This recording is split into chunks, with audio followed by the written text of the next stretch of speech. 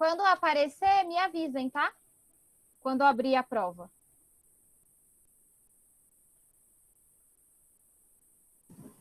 Foi. Foi? Ótimo. Então, a primeira questão, né? Leia o poema de Massuda Goga e responda as questões. Em cima do túmulo cai uma folha após outra, lágrimas também. 1. Como se denomina a forma poética do poema anterior? Então, a gente estudou esse tipo de poema, né? Esse poema mais curtinho. Como que chama esse tipo de poema? Explique como se caracteriza esse tipo textual. Então, tragam as características desse tipo de poema, tá? Tá lá na apostila. 2. Explique com suas palavras o sentido do poema. Então, o que vocês compreenderam aqui? Que cena é essa que está se apresentando? Tá? Como que vocês sentem ao visualizar essa cena na cabeça de vocês? Então, explica com as suas palavras o que significa o poema. 3. Reescreva as frases a seguir, dando-lhes uma forma sintética adequada à norma padrão. A engenheira Aline e a engenheira Lúcia trabalham em São Paulo. B. Luana gosta de música da música brasileira e da francesa. Então, façam daquela forma que nós aprendemos, lá de concordância nominal, a reescrever a frase, evitando a repetição das palavras, né? Deixando ela de uma forma mais curta, mais sintética, mais objetiva, mas respeitando as regras gramaticais. Tudo bem? Lembram disso que a gente estudou recentemente? Sim. Ótimo. Aí agora acho que vai na página que vocês não têm, né? Bom, agora é a 4. Corrija as frases abaixo quando necessário. A. Ela mesmo fez o bolo. B. Mariana estava meia cansada. Tem algum erro aí nessas duas frases? Se sim, qual que é? Corrige. Tá bom? 5. Veja as frases abaixo. A água é boa para a saúde. Água é bom para hidratar a pele. Explique se as concordâncias acima estão corretas. Tudo bem? Então, vocês vão reparar se está certo escrever é boa na primeira frase, se está certo escrever é bom na segunda frase. Se sim, por quê? Se não, por quê também? A 6. Abaixo e responda as questões. Então, aqui temos um poema do Patativa do Assaré, né? E aí vocês vão responder. Observando a linguagem utilizada no poema, responda. A linguagem usada pelo homem da terra está mais próxima da oralidade do que da escrita formal. Reescreva a primeira estrofe com um registro formal de acordo com a norma padrão. Então, o que vocês vão fazer? Vão pegar a primeira estrofe aqui, que está escrita com a linguagem oral, e vocês vão reescrever, mas utilizando a linguagem padrão, tá? Como que seria esse texto se ele não estivesse escrito de uma maneira mais próxima do oral, se ele tivesse sido escrito de uma forma mais próxima da norma padrão? Então, é isso que vocês vão fazer. Primeira estrofe. E B. Após a mudança que você realizou, pode-se dizer que a imagem do homem da terra se mantém? Explique.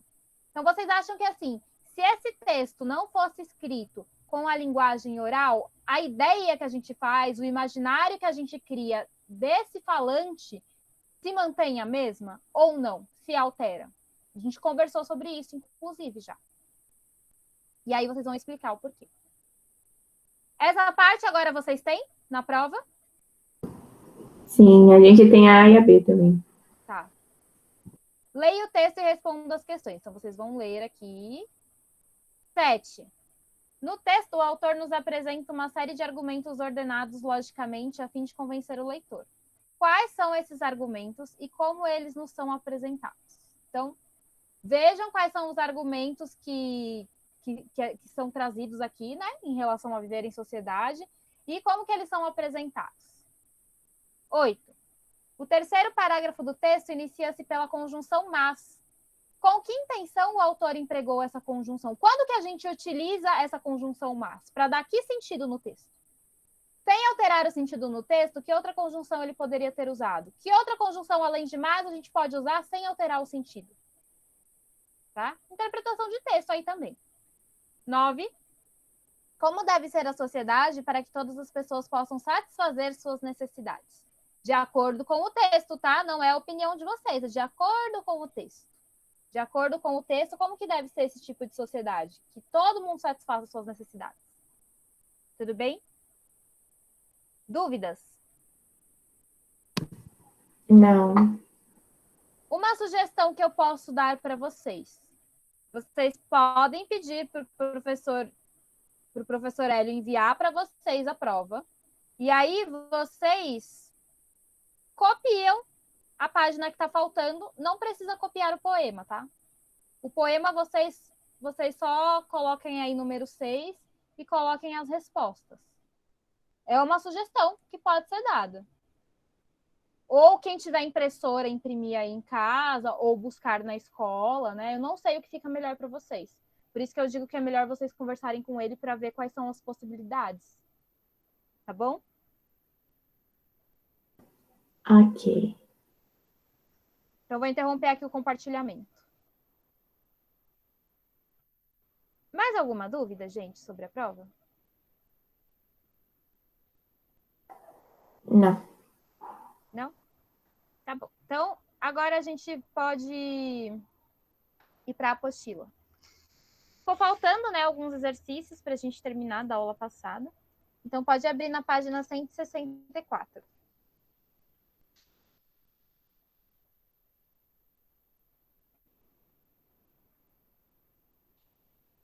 Na página 164, a gente vai continuar falando de literatura de cordel, que é aquela literatura que vai trazer uma valorização da linguagem oral, porque muitas vezes são poemas que são cantados, né, ou narrados, então eles já são ditos oralmente, muitas das vezes. É uma poética popular, vai trazer temas que são da cultura popular nordestina. Muitas vezes esses poemas, eles contam histórias que podem ser ilustradas por xilogravuras, e ele sempre vai trazer essa valorização grande aí na oralidade, porque é assim que se fala, é assim que o sertanejo fala, é assim que se dá o falar nordestino. Então, essa linguagem oral, ela é importante porque ela nos ajuda a construir esse imaginário de quem é esse nordestino. Ela nos auxilia a se contextualizar diante desse personagem que se apresenta para nós, diante da história que nos é contada. Então, a linguagem desta forma aí, próxima da fala, ela é muito interessante ver como que ela funciona através da nossa imaginação, quando a gente escuta dessa forma um poema. Porque aí a gente já começa a se contextualizar, a se localizar no espaço, a entender um pouco mais desse personagem, quem é ele, né? Porque a forma como ele se comunica diz sobre quem ele é. Então, vamos para a página 164 e vamos ler o poema que nós temos aí do Patativa do Assaré. Então, vou começar a ler, tá? Esta terra é como o sol, que nasce todos os dias, brilhando o grande o menor. E tudo que a terra cria, o sol que lareia os montes. Também as águas das fontes, com a sua luz amiga, potrege o mesmo instante do grandaião elefante a pequenina formiga. Então, aqui está falando que o sol, né, ele nasce todos os dias e ele protege tanto o grande elefante quanto a pequena formiga. Então, ele está em todo canto trazendo a sua luz. Essa terra é como a chuva, que vai da praia à campina. Moia a casada, a viúva, a veia, a moça, a menina. Quando sangra o nevoeiro para conquistar o aguaceiro, ninguém vai fazer fuxico, pois a chuva tudo cobre, moia a tapeira do pobre e a grande casa do rico. Agora está falando da questão da chuva, né? Por que ele menciona tanto sol e chuva? Porque essa é uma das muitas realidades do nordestino, é a seca, a questão da seca. Lembra que eu falei para vocês que, principalmente mais antigamente, né? Nesses grandes períodos de seca, se não chovia, as pessoas não comiam, porque era por meio da terra que eles conseguiam seus alimentos. É uma terra, é um meio, né? É um lugar onde não se chega muita tecnologia, onde o Estado abandona praticamente essas pessoas, né? Hoje é um pouco melhor já, né? Ainda assim se enfrenta o problema da seca, mas não é tão extremo quanto era antigamente, né? Na época em que se faziam esses poemas, tá? Mas ainda assim é um problema grave lá. Então, assim, se não chove, não tem comida. Então, por isso que sempre vai estar presente essa questão do sol e da chuva nos cordéis. Essa terra é como a lua, esse foco prateado que é do campo até a rua, a lâmpada dos namorados. Mas mesmo os velhos cacundo, já com ar de moribundo, sem amor, sem vaidade, essa lua cor de prata não lhe deixa de ser grata, lhe manda claridade. Então a lua sempre está presente, não importa se a pessoa merece, se a pessoa não merece, se a pessoa presta, se a pessoa não presta, ela está sempre ali iluminando, ela está sempre ali sendo grata, mandando o brilho dela para as pessoas. Essa terra é como o vento que por capricho assopra às vezes um momento brando, fazendo um cochicho. Outra vez vira o capeta, vai fazendo pirueta, roncando com desatino, levando tudo de moio, jogando argueiro no zóio do grande e do pequenino. Se o orgulhoso pudesse, com o seu rancor desmedido, talvez até já tivesse esse vento repartido, ficando com a viração, dando ao pobre o furacão, pois sei que ele tem vontade e acha mesmo que precisa gozar de frescor da brisa, dando ao pobre a tempestade. Pois o vento, o sol, a lua, a chuva e a terra também, tudo é coisa minha e sua, seu doutor conhece bem. Para se saber disso tudo, ninguém precisa de estudo. Eu, sem escrever nem ler, conheço dessa verdade. Seu doutor, tenha bondade de ouvir o que vou dizer. Então, está dizendo aqui, né, que não precisa de estudo para perceber que o sol, o vento, a lua, a chuva, a terra é de todo mundo, pertence a todos. Não, e, ao mesmo tempo, não pertence a ninguém, né? Mas isso quer dizer o quê? Quer dizer que todo mundo pode usufruir com cautela, com respeito, do bem que a própria terra nos fornece. E aí ele vai continuar assim, ó. Ele fala assim, ó, tá falando agora diretamente para o seu doutor, ou seja, é aquela pessoa que tem mais estudo, aquela pessoa que provavelmente tem uma classe social mais elevada. Então, olha o ensinamento que ele vai trazer para esse seu doutor aí, que é o seu doutor, né? Não invejo o seu tesouro, sua mala de dinheiro, a sua prata e o seu ouro, o seu boi e o seu carneiro, seu repouso, seu recreio, seu bom carro de passeio, sua casa de morar e a sua loja surtida. O que quero nessa vida é terra para trabalhar. Então, olha a questão forte que o nordestino está trazendo, né? Não inveja o seu dinheiro, sua casa, seu carro, seu ouro. O que eu quero nessa vida é a possibilidade de ter o meu pedaço de terra para poder trabalhar e me sustentar e sobreviver. Até porque, né, o Nordeste também sofre com essa questão grave de distribuição de terras, né? Muitas vezes as terras estão concentradas nas mãos dos grandes poderosos. E as pessoas mais pobres ficam totalmente subordinadas a essas pessoas que têm mais poder ali. Então, o que ele tá pedindo? Qual é o apelo que ele está fazendo? Ele quer um pedaço de terra para ele poder trabalhar e sustentar e sobreviver. É básico, né? Não é muito. Então, ele não quer o carro, a casa, o ouro do seu doutor. Ele quer esse pedacinho de terra. Escute o que eu estou dizendo, seu doutor, seu coroné. De fome não padecendo, meus filhos e minha mulher, sem briga, questão nem guerra, meça dessa grande terra umas tarefas para eu. Tenha pena do agregado, não me deixe deserdado daquilo que Deus me deu. Então ele está falando assim, ó, não tire isso, não tire a terra, que a terra pertence a todos, né? Não ache que a terra é sua, né? Então não me tira essa possibilidade aí também de poder sobreviver, de fazer o meu plantio e poder sobreviver, porque a terra é de Deus, é de todo mundo, né? A terra quem deu para o ser humano, segundo ele aqui, né? Foi Deus. Então, por que ele está se apropriando de algo que é parte da natureza? E com isso fazendo que outras pessoas passem necessidade de fome. Então essa é uma crítica que ele está trazendo aí, né? Então a terra é natural, que é o nome do poema, Exatamente porque a Terra é natural, ela é de todos, ela faz parte da natureza. A natureza não se pode possuir. A gente não pode possuir a natureza. Mas o ser humano dá um jeito de fazer isso, né? Sempre dá. Por benefício próprio. Nunca pensando num bem maior, é sempre pensando em benefício próprio ainda, infelizmente. Tudo bem? Podemos responder as questões agora? Sim, eu já tinha feito o que você falou para fazer em casa. Falei, então ótimo, né? Então dá para a gente discutir melhor. 7. Ao se projetar nos versos, o escritor se representa como? Então, como que esse escritor está se representando? Como ele está se mostrando? Ele é satírico poeta de existência sertaneja, é um teórico cientista da problemática urbana, um realista observador dos hábitos urbanos, persistente cantor da experiência roceira ou teórico poeta de nossa vivência histórica? E aí, o que vocês acham?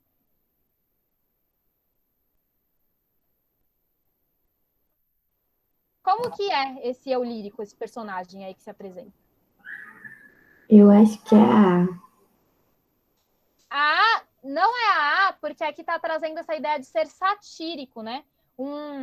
Essa ideia do satírico é aquele que ou tira sarro, ou faz uma crítica muito dura, uma crítica social, assim, ofendendo muitas vezes, né?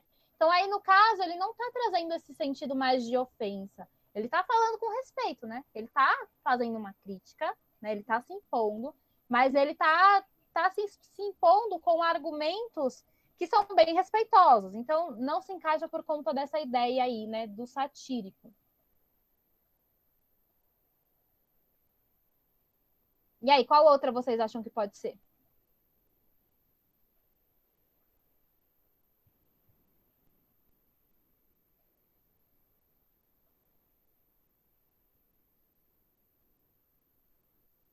D? A B tá falando assim, B ou D? D de dado. Ah, D de dado.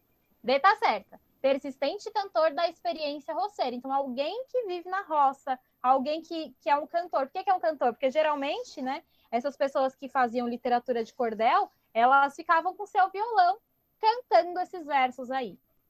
Então, a 1 é letra D de dado. Não pode ser a letra B, por exemplo, porque olha a linguagem, né? Assim que um doutor, um teórico cientista fala e se comunica, geralmente não, né? Geralmente um teórico cientista vai falar de uma maneira um pouco mais rebuscada, um pouco mais próxima da linguagem padrão, né? Isso faz com que a fala desse sertanejo, que está expondo todas essas problemáticas, seja inferior à fala do teórico cientista? O que vocês acham? Vocês acham que a fala do teórico cientista tem mais relevância ou mais importância do que a fala de um sertanejo?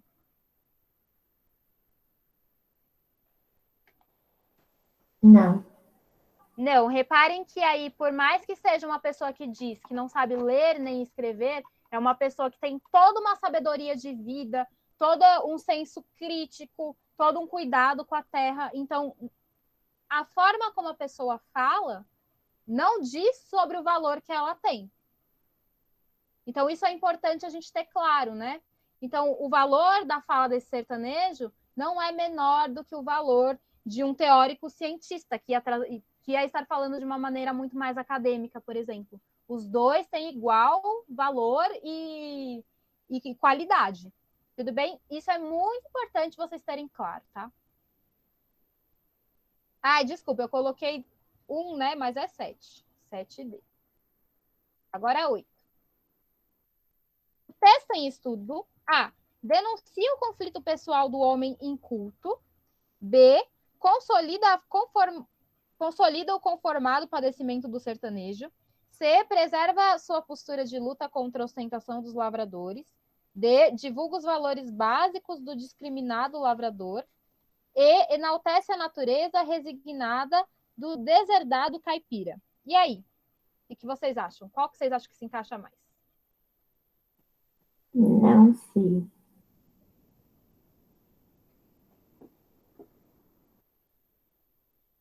Nenhum palpite? É que essa tem várias que podem ser, né? Que dá essa sensação de que pode ser. A alternativa correta dessa é a alternativa D também de dado. Divulga os valores básicos do discriminado lavrador.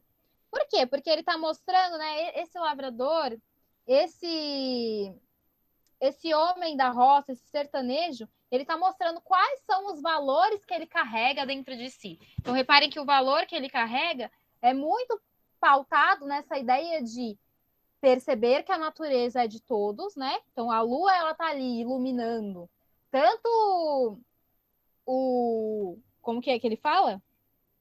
Tanto o moribundo, quanto o doutor, quanto qualquer outro, né? Então, ela está ali fornecendo o seu brilho, ela não pertence a ninguém, né? Ela pertence a todos, aliás. E assim como o vento, a terra, o sol, né? Então ele traz esse valor de que a natureza pertence a todos. E que ele não se importa com ter muitos luxos e riquezas. O que ele se importa é poder ter um pedaço de terra para ele sustentar a família dele. Então a 8 é letra D de dado. Também. 9. Infere-se do texto que, para o poeta, as relações humanas, 1. Sugerem conjugação participante e solidária. Para as relações humanas, segundo esse poeta aqui, existirem, elas precisam ter essa participação solidária? O que vocês acham? Essa.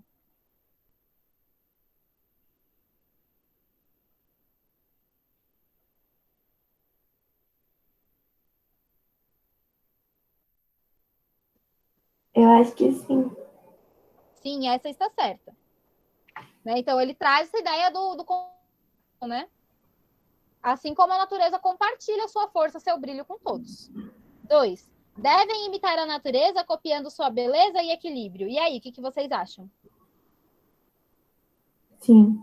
Sim, também. As relações humanas devem imitar a natureza, porque a natureza está ali, né? Sem fazer desfeita de ninguém. Sem priorizar ninguém. E 3. Apresentam-se com equivalência, aproximando coronel e agregado. Vocês acham que coronel e agregado são equivalentes? Eles têm uma semelhança aí? Não. Não, né? Porque aí a gente vê atitudes diferentes, formas de pensar diferente, né? Então, qual que é a alternativa certa? Sim. Muito bem.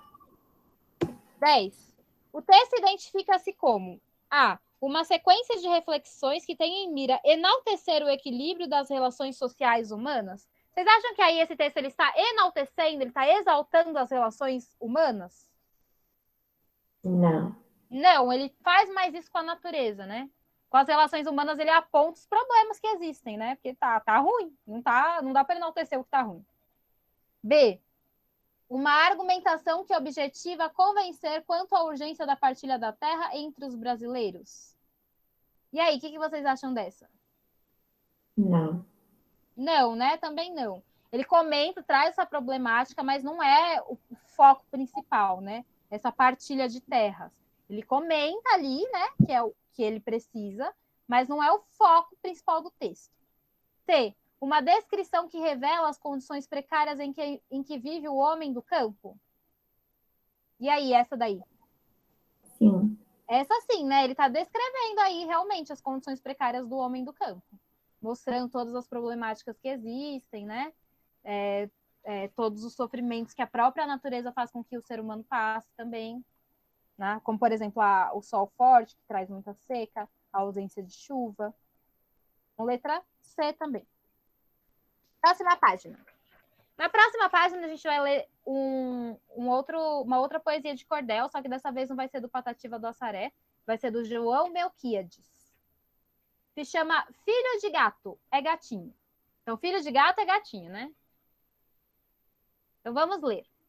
Era o esposo assaltante e perigoso, o mais famoso dentre os marginais. Porém, se ele era assim astucioso, sua esposa roubava muito mais. Então, agora percebam que está contando uma história, né? Está contando uma história de um esposo assaltante perigoso que tinha uma esposa que roubava ainda muito mais do que o esposo. A ladra, certo dia, se sentindo com sintomas e sinal de gravidez, disse ao marido satisfeita e rindo: Eu vou ser mãe pela primeira vez. Ouça, querido, eu tive um pensamento. Precisamos viver com precaução, para nunca saber nosso rebento dessa nossa maldita profissão. Nós vamos educar nosso filhinho, dando a ele as melhores instruções, para o mesmo seguir o bom caminho, sem conhecer que somos 2 ladrões. Então, o que ela fala, né? Estou grávida e agora a gente precisa melhorar de vida, porque o nosso filho precisa se espelhar numa vida melhor, né? Ele não quer que ele seja um ladrão assim como os pais dele. Aí o marido vai responder, né? Respondeu o marido: está direito, meu amor, você disse uma verdade. Hoje em diante eu procurarei um jeito de roubar com maior sagacidade. Aspirando o melhor sonho de Rosa, ambos riam, fazendo os planos seus. E mais tarde, a ladrona esperançosa teve um parto feliz, graças a Deus. Ai, como é linda, que joinha bela, diziam os ladrões, cheios de amor, cada qual desejando para ela um futuro risonho e promissor. Mas logo viram, com igual surpresa, que uma das mãos da mesma era fechada. Então, uma das mãos da criança estava fechadinha, né? Então, eles viram surpresos isso. Disse a mãe, soluçando de tristeza: minha pobre menina é aleijada. A mãe, aflita, teve uma lembrança de olhar a mão da filha bem no centro. Quando abriu a mãozinha da criança, a aliança da parteira estava dentro. E aí, o que vocês entenderam desse final aí, dessa história? Pensando que o título é Filho de Gato é Gatinho. Entenderam? Quis dizer que a criança também era ladrão. A criança, assim como os pais, né, a primeira oportunidade que ela teve foi lá e roubou o anel da parteira. Então, por isso que ela estava com a mãozinha fechada, né? Então, assim, filho de gato é gatinho. Então, não dá para um filho de ladrão nascer, segundo esse texto, tá? Eu não acredito nisso. Mas, assim, segundo esse texto, não dá para um filho de ladrão nascer pensando diferente, nascer sem ser ladrão. É isso que o texto traz, né? Claro que o contexto em que você cresce e vive, os valores que seus pais te passam e te ensinam, vão com certeza te influenciar diretamente em quem você é, né? Mas eu não acho que nem sempre o filho do ladrão vai ser ladrão também. Ele pode se desvencilhar disso. É difícil? Pode ser muito difícil, né? Porque é a forma como a pessoa aprende a socializar na sociedade. Mas é possível também. Ok? Querem comentar alguma coisa sobre esse texto? Sobre esse poema? Não. Acharam mais fácil de entender esse do que o outro?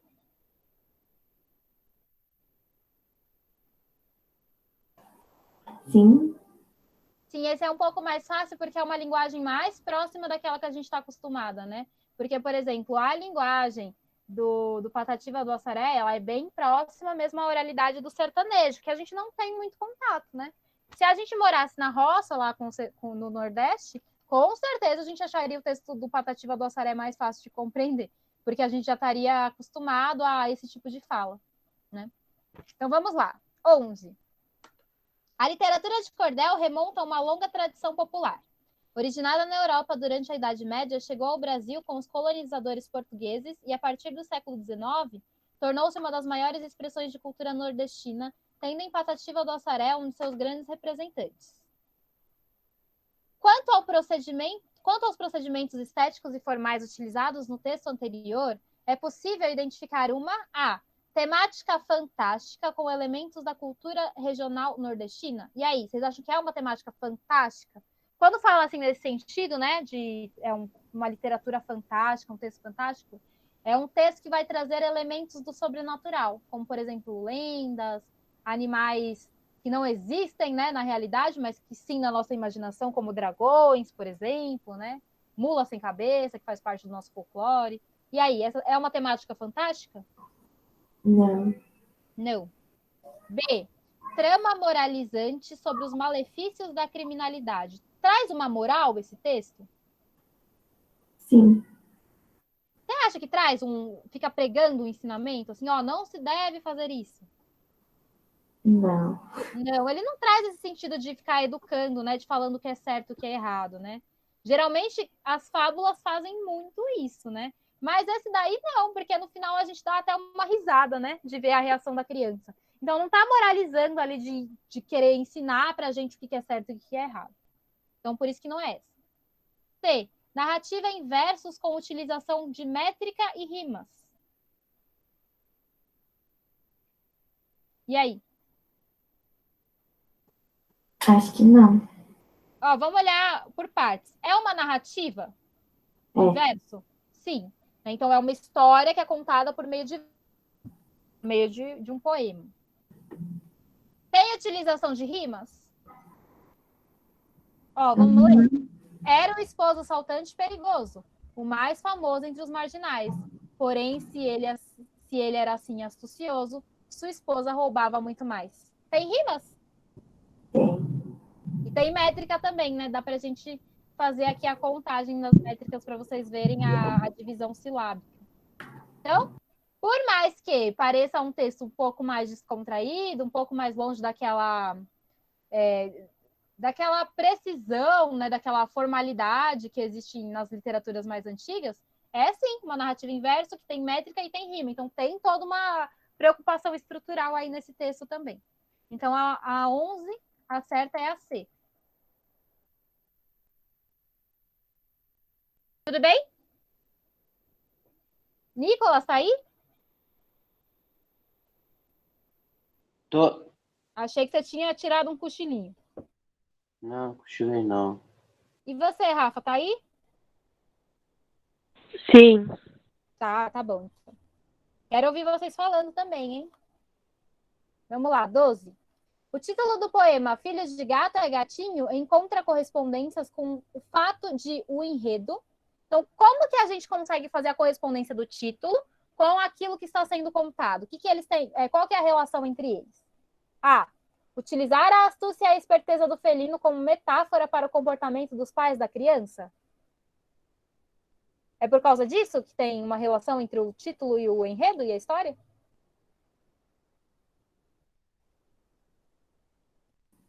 Não. Não, porque não está falando, né, da esperteza do felino, né? Não é isso que está querendo trazer o texto. B. Ironizar a preocupação dos pais em esconder da criança suas atividades criminosas?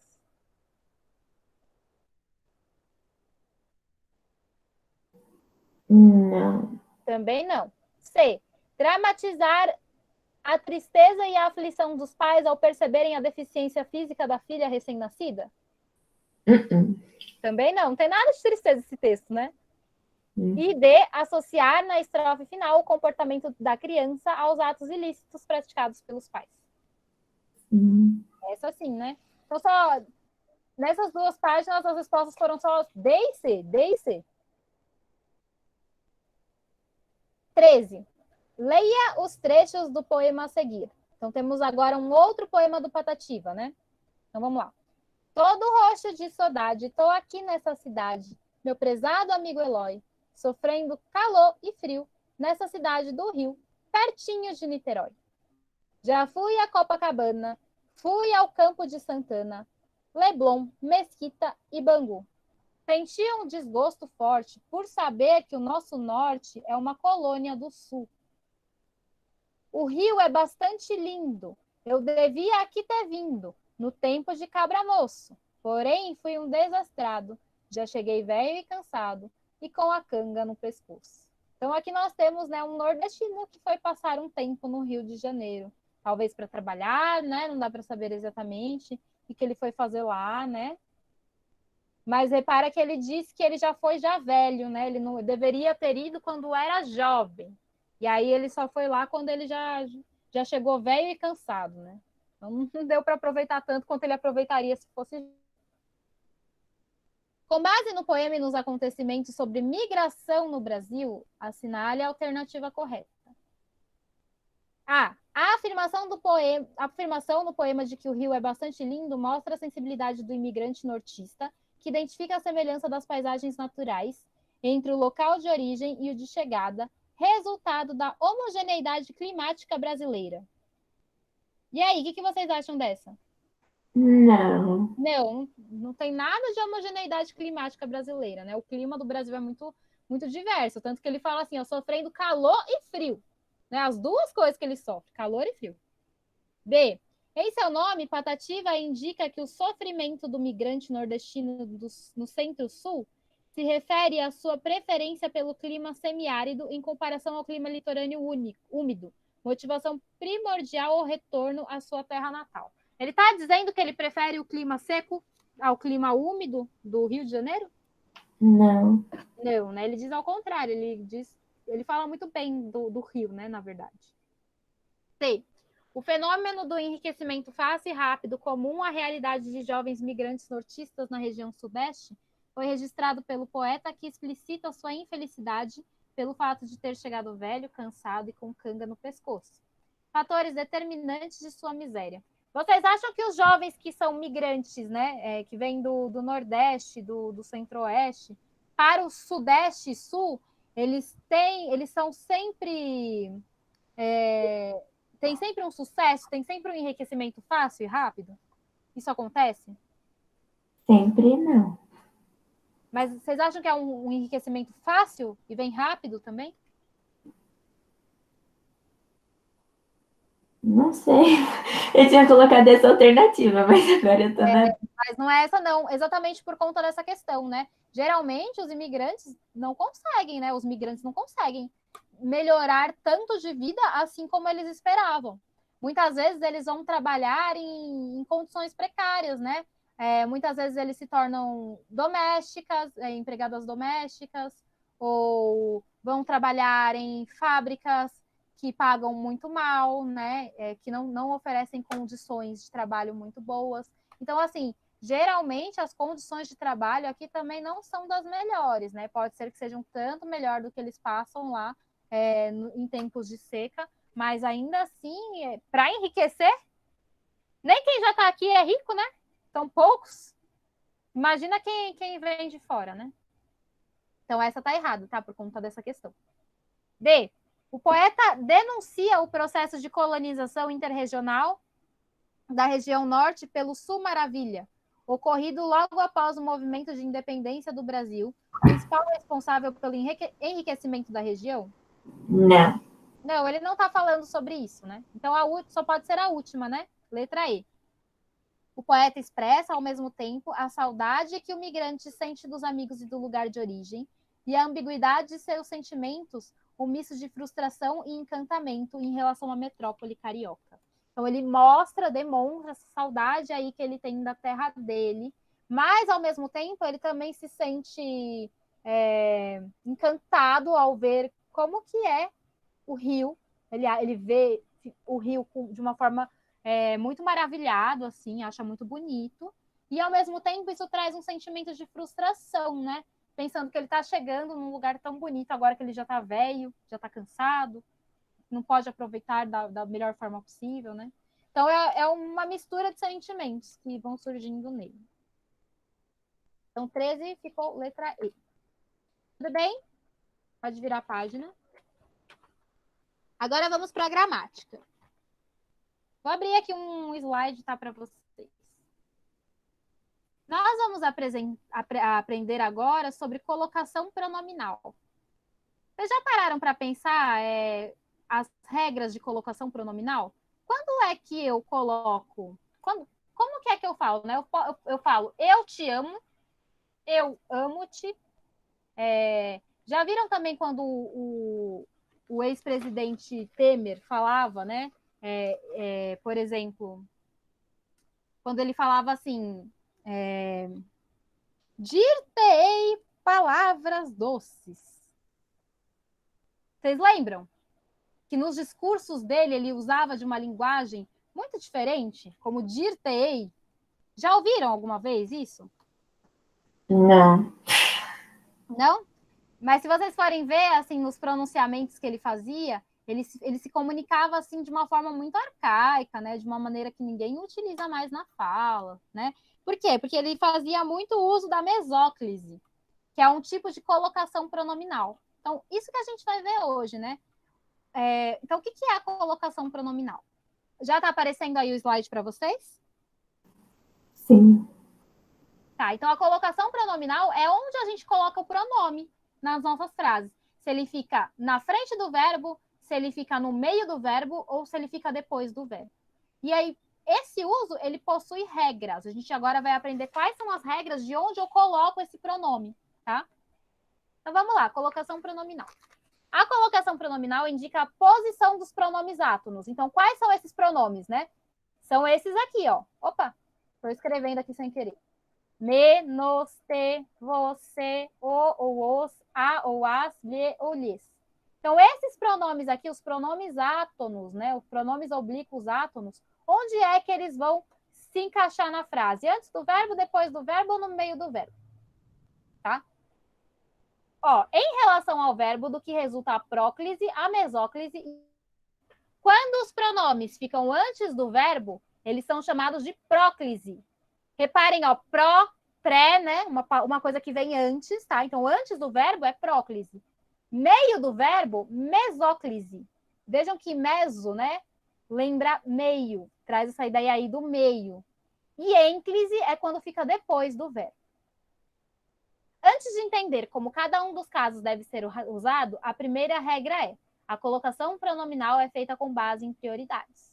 O caso que tem maior prioridade é a próclise. Geralmente, a gente usa mesmo na nossa língua mais a próclise, quando vocês pararem para reparar, né? Por exemplo, ó, nunca te prometi nada. Reparem, ó, o verbo é prometi. O meu pronome, coloquei na frente do verbo, né? Nunca te prometi nada.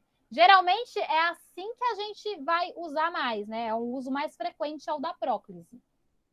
O segundo uso mais frequente vai ser a ênclise, ó. O caso que tem mais prioridade é a próclise, e se nenhuma das situações satisfazer o seu uso, é utilizada a ênclise, que é quando o pronome ele vem depois do verbo. Lembrando que a mesóclise, que é quando o pronome está no meio do verbo, somente é utilizada com verbos no futuro do presente e no futuro do pretérito. E agora a gente vai ver essas regras, né? A mesóclise, ninguém mais usa, gente. Mas a gente precisa aprender, porque quando a gente vai ler literatura antiga, textos mais antigos, a gente ainda vai encontrar essa formação, tá? Ninguém, além do Temer, usa esse tipo de estrutura, tá bom? Só nos textos antigos que a gente vai encontrar. E aí, por conta disso, a gente precisa aprender para poder compreender o que está sendo dito, né? Então, colocação pronominal. Primeira coisa que a gente vai ver é a próclise, né? Quando é que a gente vai usar o pronome antes do verbo? Então, existem algumas regras. Na próclise, o pronome é colocado antes do verbo. Isso acontece quando a oração contém palavras que atraem o pronome. Então, o pronome é atraído por palavras que vêm antes do verbo. Então, assim, quais são as palavras que atraem o pronome, que fazem com que ele fique mais próxima delas? Palavras que expressam negações, como não, ninguém, nunca. Então, esse tipo de palavra vai puxar o pronome para frente do verbo. Ó, não o quero aqui. Nunca o vi assim. Então, por conta dessas palavras não e nunca, reparem que aqui, ó, o nosso pronome o, ele veio para frente, né? Se não tivesse esse não aqui, ó, poderia ser quero-te, quero-lhe, né? Mas como tem a palavra não na frente, então esse o, ele também foi atraído para ficar perto dessa palavra negativa, né? Então ela é como se fosse um imã, ela puxa o pronome para perto dela. E o verbo depois, né? O verbo aqui é quero e aqui embaixo o verbo é vir. Tudo bem? Quais são as outras palavras que vão atrair a próclise? Pronomes relativos. Então, essas palavras quem, que, quando. Pronomes indefinidos. Alguém, ninguém, tudo. E demonstrativos, este, esse e isto. Então, outros pronomes, né? Quando eles forem relativos, indefinidos e demonstrativos, eles vão puxar o pronome oblíquo para mais perto deles. Como, por exemplo, foi ela que o fez. Então, esse pronome aqui, ó, relativo que, atraiu a próclise para frente do verbo, né? O verbo aqui que nós temos é o verbo fez. Então, por isso que o o ficou na frente, né? Na frente dele. Alguns lhe deram maus conselhos. Nessa frase aqui, qual que é o verbo? Deram. Deram. Deram é o verbo, né? Não posso escrever alguns deram-lhe maus conselhos, porque alguns é um pronome indefinido e que, então, ele atrai a próclise para perto dele, tá? Então, por isso que o lhe ficou do lado de alguns. Quando isso acontece, eu tenho próclise. Isso me lembra algo. Qual que é o verbo aqui? Lembra. Lembra, muito bem. Então, né, por que eu não falo isso lembra-me algo? Porque isso é um pronome demonstrativo que vai atrair a próclise para perto dele. Tudo bem, esses casos? Então, primeiro caso, palavras que indicam negação, pronomes relativos, indefinidos e demonstrativos. Todos eles vão atrair a próclise. Próximas regras que vão atrair a próclise.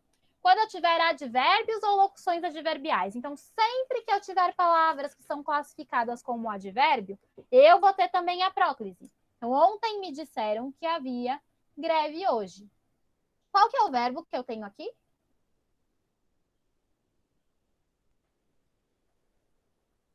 Disseram. Disseram. Por que eu não falo ontem disseram-me? Porque aqui eu tenho um advérbio de tempo, né? Que está me indicando quando que aconteceu a situação, né? Foi ontem, então tem aqui um advérbio de tempo. E o advérbio atrai a próclise. Então, o me tem que ficar na frente do verbo.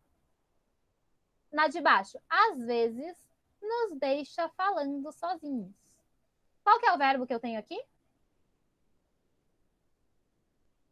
Deixa.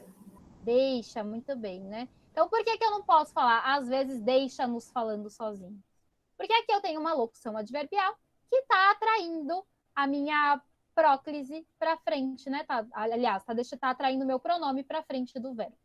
Então, próxima regra é essa, né? Então, já temos palavras negativas, pronomes relativos, demonstrativos indefinidos. E agora, advérbios ou locuções adverbiais. 4. Palavras que expressam desejo e também oração exclamativa. Então, todas essas palavras que expressam um desejo, né, expressões que expressam desejo, ou frases exclamativas, vou colocar aqui, deixar exclamativo para ficar um exemplo também.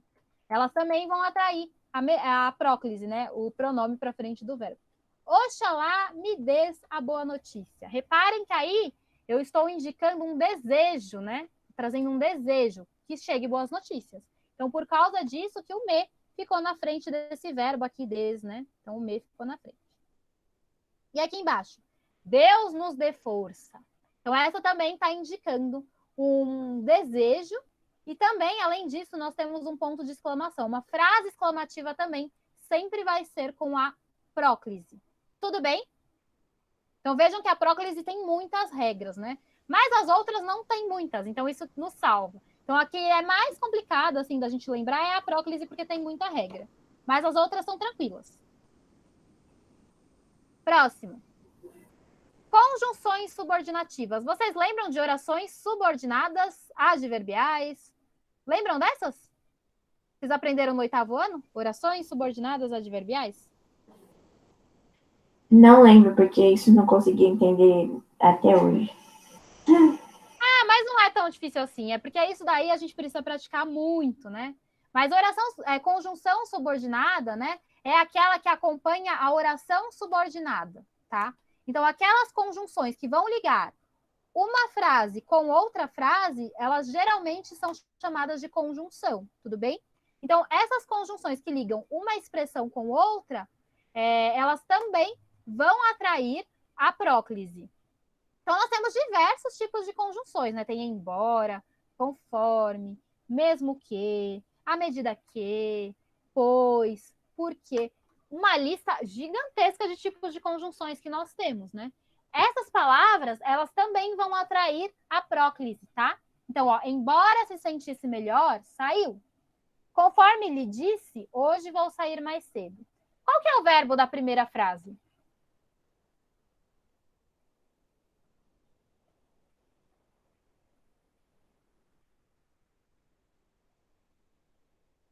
Tem dois, né? Qual que é o verbo aí da primeira frase?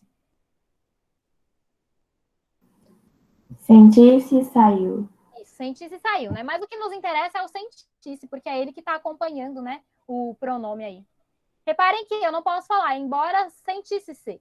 Não dá, né? Até porque, assim, na fala fica muito esquisito.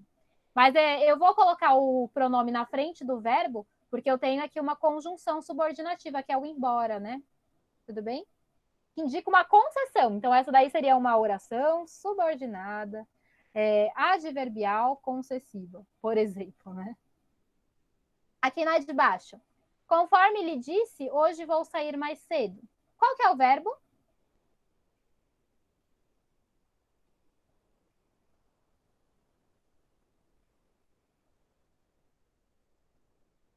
E aí, qual que é o verbo aí?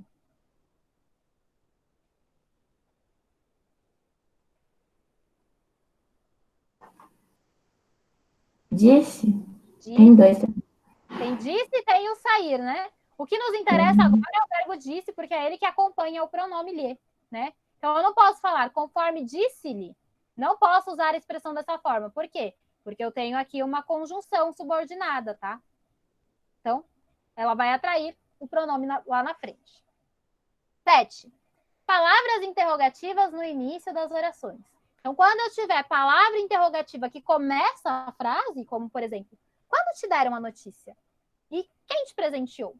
Então, essas palavras interrogativas, quando, quem, qual, o que, todas elas vão trazer o pronome para frente do verbo. Então, aqui eu tenho o te, né? Quando te deram a notícia. E aqui embaixo também, quem te presenteou. Então, nesse caso, eu não posso falar quando deram-te a notícia. Não posso, porque a palavra interrogativa puxa o pronome para frente. Ela é um imã para esse pronome. 8. Preposição seguida de gerúndio. Então, o que nós temos aqui? Vocês se lembram o que é um gerúndio?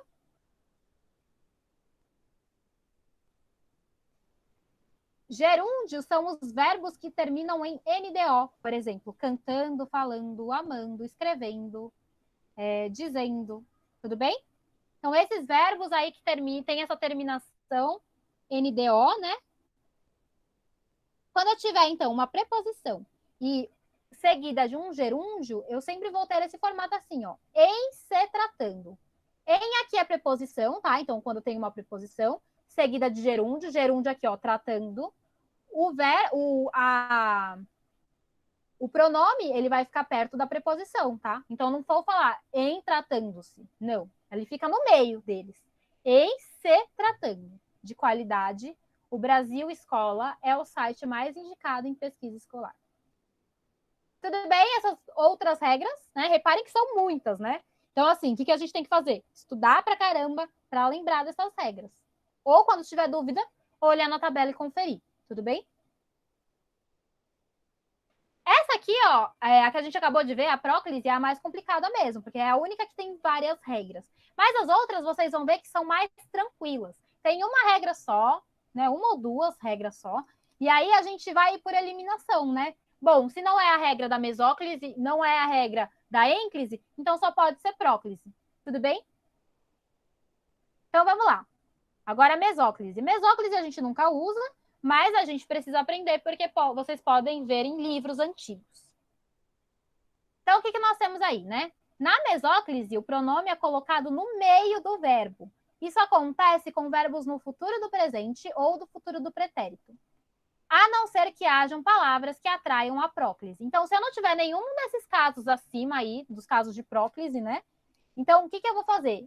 Se eu tiver verbos que estão no futuro do presente ou no futuro do pretérito, verbos do futuro, eu vou usar a mesóclise, tá? Não vamos usar, né? Porque ninguém usa mais. Mas se vocês encontrarem no texto, vocês já podem compreender. Olha como funciona a mesóclise, que doideira. Orgulhar-me-ei dos meus alunos. Então, reparem aí que eu tenho um verbo, né? Que é o verbo orgulhar. Esse verbo, ele está no futuro, né? Qual que é esse verbo? Orgulharei, tá? Esse que é o verbo. Ele está indicando uma ação que vai acontecer no futuro. Então, no futuro, eu vou me orgulhar dos meus alunos, né? Então, esse é o verbo que nós temos, orgulharei. O pronome que nós temos é o me. A gente acharia um pouco menos esquisito se a gente falasse, né? Orgulharei-me. Mas, nesse caso, eu não posso usar dessa forma. Porque a regra me diz que se eu tiver um verbo no futuro do presente ou do pretérito, eu vou ter que usar a mesóclise. Como que eu faço para usar a mesóclise? Eu pego o verbo no seu infinitivo, que é o verbo na sua forma sem conjugação, né? Então, qual que orgulharei vem de qual verbo? Qual verbo que é esse? Não é o verbo orgulhar? Sim ou não? Então, eu vou até onde está o meu verbo na sua forma do infinitivo, que é quando ele termina em ar, er ou ir. Coloco aqui o meu pronome, me, e depois termino de escrever o verbo. Olha só, o que sobrou do verbo não foi esse ei aqui? Orgulharei? Então, o orgulhar eu já coloquei. O que ficou sobrando da palavra foi o ei. Então, eu coloco no final. Então, eu coloco esse me aqui no meio de orgulhar e ei. Então, aí fica orgulhar-me-ei. Perceberam como que fica, então? Sim ou não? Sim. Olha a próxima. Orgulhar-me-ia dos meus alunos. Então, aqui o verbo está no futuro do pretérito, né? Qual que é o verbo? É o verbo orgulharia. Orgulharia vem do verbo orgulhar, né? Então, o meu pronome ele vai ficar no meio. Orgulhar-me. Sobrou o quê? Sobrou essa terminação de palavra aqui, ó. Ia. Coloco no final. Ia. Tudo bem? Então, é isso que eu faço, né? Eu corto a palavra no meio e coloco o meu pronome ali. Por exemplo, cantarei-te uma música. Tá certo isso? Tá certo escrever dessa forma? Não. Não, porque aqui eu tenho um verbo cantar que está no futuro, né? Então não posso deixar dessa forma. Eu vou ter que fazer a mesóclise. Como que eu faço a mesóclise? Cantarei vem de qual verbo?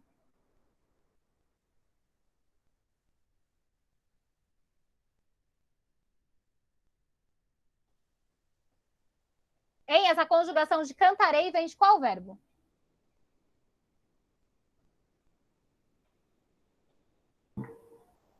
Vem depois, né? No Não, qual meio. que é o verbo que nós temos aí? Cantar. Cantar. Então eu pego aqui o meu verbo na forma do infinitivo dele sem conjugação, né? Cantar. O que sobrou da palavra de cantarei? O que ficou faltando aqui em cantar? Não é o ei que ficou faltando? Sim. Então, o que eu vou fazer? Eu vou pegar o infinitivo cantar, coloco o meu pronome ter e o que ficou faltando, que é o ei.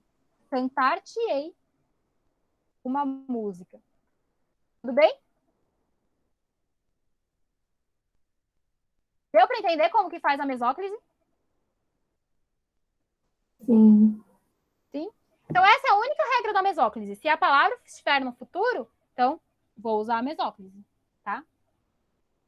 E agora a ênclise. A ênclise é tranquila também, né? Então, na ênclise, o pronome é colocado depois do verbo. Isso acontece quando a oração contém palavras que atraem esse tipo de colocação pronominal. Então, quando que a gente vai colocar o pronome depois do verbo, né? Em verbos que são no imperativo afirmativo. Então, verbos que indicam ordem, né? Por exemplo, depois de terminar, chamem-nos, tá? Então, se está indicando ordem, a gente coloca o pronome depois do verbo. Então, aqui o nos, né? Foi depois do verbo chamem. Que aqui está indicando uma ordem, um pedido. Para começar, joguem-lhes a bola. Então, aqui é uma outra ordem, também eu vou usar a ênclise. Tudo bem? Segunda opção, verbos no infinitivo pessoal. Então, é quando eu tiver verbo que tiver no infinitivo. Reparem que essa regra a gente nem precisava ter colocado, porque a gente já faz normalmente. Ó. Gostaria de pentear-te à minha maneira. O seu maior sonho é casar-se. Repara que eu tenho aqui verbos que terminam em ar, er ou ir, que são esses verbos do infinitivo, tá? Esses verbos do infinitivo, o meu pronome também vai ficar depois do verbo, tudo bem? Igual aqueles que a gente estava vendo na mesóclise, né? Que a gente vê de qual verbo que vem essa palavra aqui, né? Então, cantar, orgulhar. Então, esses são os verbos no infinitivo, tá? E 3, essa aqui é a regra mais usada mesmo, a mais importante. Aqui é a única que está aparecendo na apostila, inclusive, né? Se eu não me engano, que é verbos no início das orações.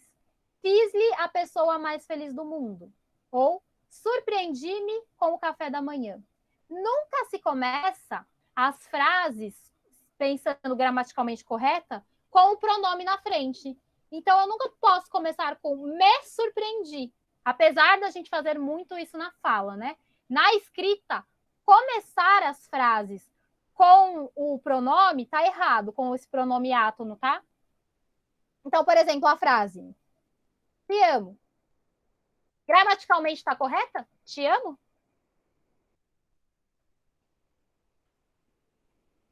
O que vocês acham? Não, Não, por que não está certa?